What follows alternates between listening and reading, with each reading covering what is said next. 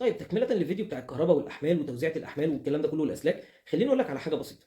لو أنت دلوقتي بتوزّع شقتك، ولو رُحنا إن إحنا نجيب أسلاك مثلًا لشقة متوسط بقى 130 متر، 150 متر اللي هو الشقق ديّة، فأنت بتتكلم مثلًا في إن أنت لو هتجري بقى تجيب الأسلاك اللي هي العادية اللي كلنا عارفينها وبنجري نروح نجيبها، هتتكلم مثلًا هتلاقي نفسك داخل في حسبة 8، 9000 جنيه كلفة في سلك بس. طيب إزاي أقدر أوفّر في حاجة زي دي وآخد quality عالي من غير ما أقِل في الجودة اللي أنا عايزها؟ خلّيني أحسب معاك حسبة بسيطة كده أو أقول لك على حاجة. دلوقتي أنا مثلًا عندي أوضة فيها 10 إسبوتات، ال10 إسبوتات دول كل spot مثلًا متوسط 7 واط، حلو كده؟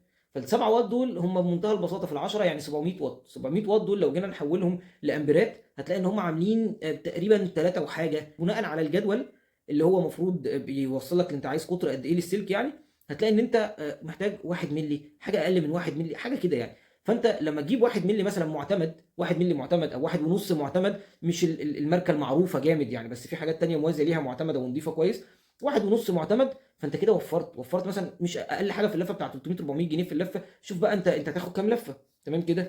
ويا سيدي أنت ما ضرّيتش نفسك، بالعكس ده أنت حاطط أعلى من اللي المفروض احتياجك يجيبه، ده في أوضة مثلًا. خلّينا نمشي مثلًا بالمبدأ ده في الحاجات اللي هي الخفيفة زي الإسبوتات، زي النجف، يعني الحاجات الخفيفة، وعشان أنت ما تبقاش قلقان ممكن مثلًا الأحمال التقيلة، الحاجات اللي عليها أحمال تقيلة زي التكييفات، التلاجة، الكلام ده، تستخدم لها السلك التاني اللي كلنا عارفينه وكلنا بنجري نروح نجيبه.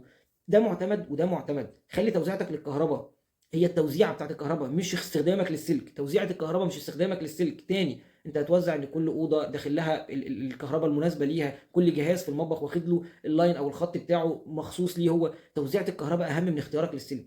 ففكرة إنك أنت تاخد سلك مُعتمد بناءً على الأحمال هو ده الصح، مش إن أنت تجري تجيب أي سلك اللي الناس عمّالة تقول عليه وخلاص. صدّقني الطريقة والتعامل بالطريقة دي في الوقت اللي إحنا فيه ده، هتلاقي نفسك دافع فلوس يعني كان ممكن تدفع أقل من كده وتاخد نفس الجودة. سلام.